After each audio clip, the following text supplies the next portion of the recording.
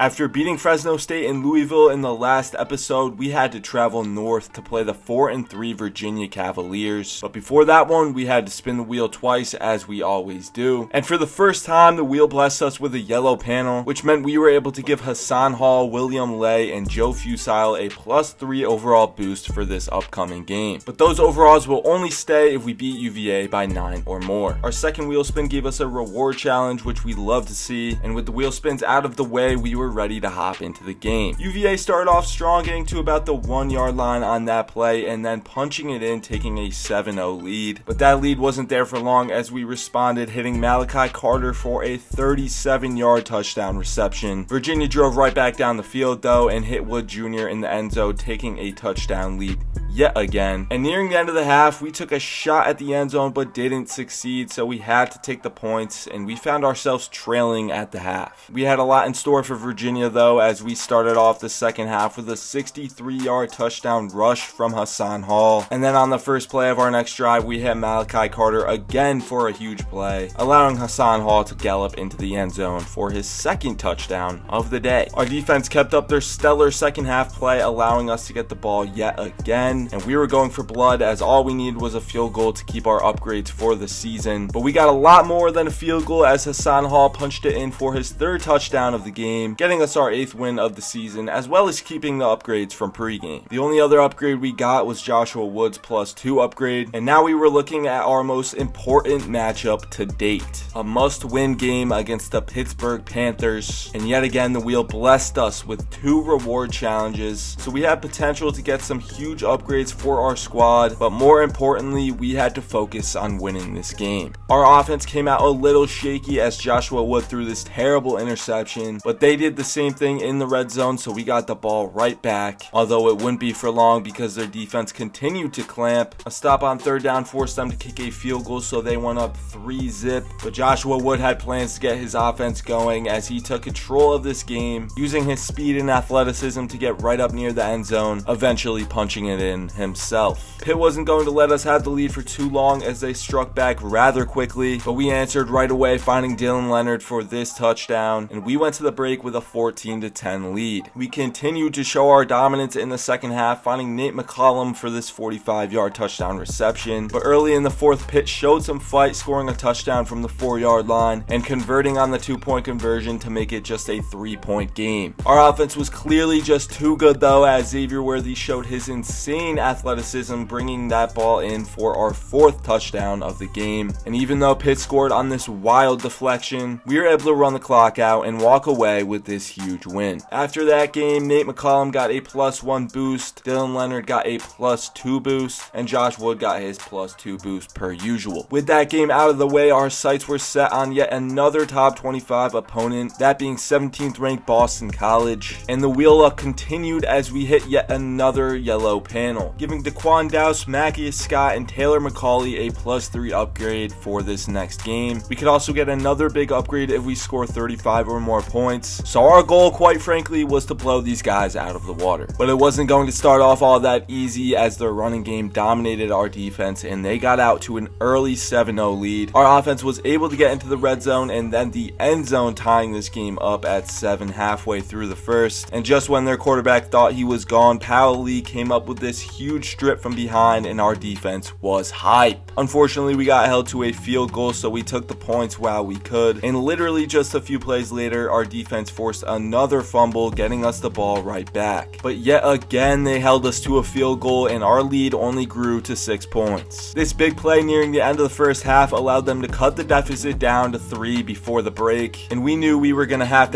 a monster second half if we wanted our big upgrades. So Josh Wood came out firing, hitting McCollum for a big gain there, and then heaving it to the end zone, finding a wide open Xavier Worthy to put us up 20-10. We then forced a punt, and Dante Smith got us fantastic field positioning with this return, allowing Josh Wood to rush it in, pushing our total score up to 27. Knowing we were just 8 points away from completing our challenge, the boys on defense came up with a big interception, and on the literal very next play, Josh Wood threw a cannon to Malachi Carter, getting us yet another touchdown. And you better believe we punched in the 2-point conversion to complete that that challenge. And we also ended up winning by 2 possessions, so our defensive players kept their upgrades. Hassan Hall, Joshua Gray, and William Lay were picked to get +2 upgrades. And both Josh Wood and Taylor McCauley won ACC Player of the Week, so both of them got a +2 upgrade as well. It looks like we have clinched our division, so we will be playing in the ACC Conference Championship, but that won't be until next episode, where we finish off the season playing the Clemson Tigers and the Georgia Bulldogs.